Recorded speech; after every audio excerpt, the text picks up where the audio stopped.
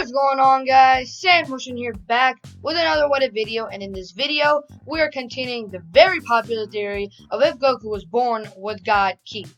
Previously, Goku and Vegeta had defeated Frieza and King Cold. They had also returned from Frieza Base 79 and had been informed of a future threat. Before we begin this part, though, let's hit a like goal of 20 likes, and when we do, I'll continue this theory. But without further ado, let's get right into it. The 3 years of training has come to an end, and with it came the destruction in the city. The Z fighters all went to the aid of the city, and this is when things start to change. Yamcha's encounter with Gero in 19 does not go like the original. Remember, Yamcha and the other humans all have God Ki, and alongside them, so do the androids. But the androids are mechanical. Of course, 19 and 16 are complete cyborgs, but that actually makes it worse for them. They're made up of robotic parts, so their body can't use God Ki as well, or maintain it. So when Yamcha meets them, he's easily able to avoid Gero's stab. This results in Yamcha being able to not waste that Senzu bean or get flown away, making them lose Krillin. So after he dodges the stab, he powers up, sending a signal to the rest of the fighters, and they all end up arriving, taking Gero and 19 to a safer area. And once they end up doing so, Goku challenges 19, and of course 19 agrees to the fight because he wants to kill Goku. Goku, without much effort, is able to defeat 19, and just as he does, his heart virus strikes. Now, Krillin and Yamcha realize they need to take Goku away, and while they do so, Gohan and Piccolo fight Gero. Now, Piccolo, who has God Ki alongside a God Gohan, Gero doesn't stand much of a chance. It's actually made worse when another Vegeta shows up. Another Vegeta? Not really. Vegeta shows up and kicks Gero's head right off, and then Gohan or another person, maybe even Piccolo, stomps on his head, breaking him down. But this is when apparently the android menace is over, and Vegeta scoffs at Trunks, saying that, well, it wasn't much of a threat. But speaking of Trunks, he does end up arriving and sees the remains of 19 and Gero. He realizes these aren't the same androids. He then informs the group this, and Bulma shortly arrives, having gotten information on Gero's lab. The group looks for the lab, but they can't seem to find it. Okay, well, let's wait out the clock. It's not like the androids can be activated if Gero's dead, right? A day later, Goku wakes up noticing the threat is over, but he's informed that it's just begun. Kami also starts to send a disturbance down below, and he can't make out what it is. It's hiding itself.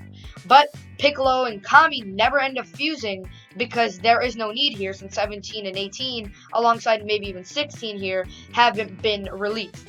The androids are still alive though, and he isn't strong enough. This, of course, I'm referring to Trunks, which I forgot to mention.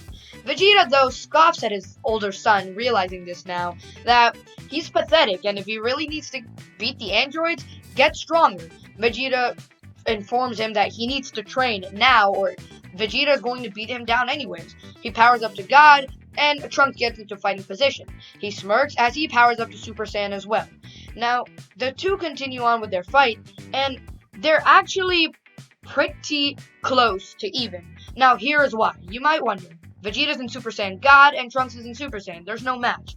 Well, actually, in Battle of Gods, just like how Goku had Super Saiyan God, and once he lost it, the fight was still pretty even when Goku had transformed into Super Saiyan, because Goku had taken that God Ki and basically had it inside of him, and it gave him the same power boost when he was in Super Saiyan. That's exactly what happened to Trunks, but his hair isn't red, or really, he doesn't have that much God Ki, so it's still not that good for him. During the fight, even though Vegeta realizes they're even, he's smirking, and Trunks asks why the laugh, or why the smirk. Vegeta simply tells him to stand back, as he then gets into position and starts to power up. His aura turns blue, his hair turns blue, and just as it does, he turns blue. Vegeta has gone into what he calls Super Vegeta. Now, of course, this is Super Saiyan Blue or Super Saiyan God Super Saiyan, but Vegeta has his own words for it. Super Vegeta is easily able to beat down Trunks, and that's when the fight ends. But just as the fight ends, and the two get healed, they sense a huge surge of power. During the fight, and even before that, a Bugman was looking around, and it called itself Cell. Cell is, of course, the bio-android, the perfect being. He kept under the radar and found Gero's lab, only striking when the Z fighters were distracted. He was able to get in and take both 16 sorry, not 16, 17, and 18, alongside his younger self, giving him a huge power boost, even bigger than in the original series, creating a perfect Cell. This Cell might even be as strong as Super Perfect Cell. But this is when the rest of the group arrives, and immediately Vegeta provokes Cell, challenging him to a fight.